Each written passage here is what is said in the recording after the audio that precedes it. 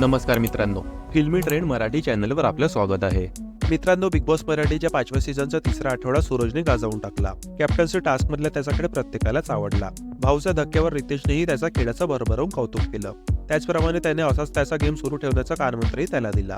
पण असं असलं तरी त्याच्या खांद्यावर बंदूक ठेवून खेळणाऱ्यांना रितेशने सक्त ताकीद देखील दिली आहे. कॅप्टन्सी टास्क मध्ये घरातल्याने सूरजच्या खेळाचं कौतुक केलं, पण तो रागावल्यानंतर त्याला शांत करण्याचाही प्रयत्न केला. त्याचप्रमाणे घरातले त्याला वारंवार खेळ समजावून देखील सांगत असतात. त्यामध्ये अनेकदा ते सूरजला कंट्रोल करत असल्याचा प्रयत्न करत असल्याचं चित्र दिसतं.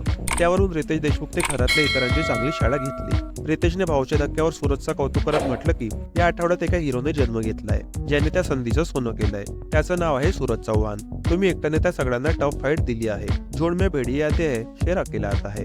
सूरजला त्याच्या खेळाविषयी बोलताना रितेशने म्हटलं की सूरज, आता तुम्हाला कळलं आहे, त्यामुळे बिनधास्त खेळा. पॅडी भाऊ अभिजित तुम्हाला नेहमी सांगतात की घाबरायचं नाही, जसं बोलायचं तसं बोला, रोकटोक बोला. पण मला आता अंकिता, धनंजय आणि पॅडी यांच्याशी देखील काहीतरी बोलायचं आहे. त्यांना रितेश म्हणतो की तुम्ही त्यांना खेळ काय आहे ते समजावलं ना, मग आता त्याला खेळू द्या. त्याला मार्गदर्शन नक्की करा, पण त्याला कंट्रोल करण्याचा प्रयत्न करू नका. महत्वाचं म्हणजे सूरजच्या खांद्यावर बंदूक ठेवून खेळू नका. या आठवड्यात कॅप्टन्सी टास्क वेळी गॅलरीत असलेला वैभव सूरजला म्हणतो की मी त्याला मारलं नाही. त्यावर वैभव चव्हाण सूरजला तू असे हातपाय करू नकोस असे म्हणतो. वैभवच्या बोलण्यावर चिडलेला सूरज माझं मी बघेन असं सांगतो. तर पुढे सूरज आणि अरबाजचा वाद होतो. त्यावेळी सूरजला थेट अरबाजला भिडला होता. सूरजच्या या अँग्री अवताराने जान्हवी आणि निक्की देखील घाबरल्या होत्या.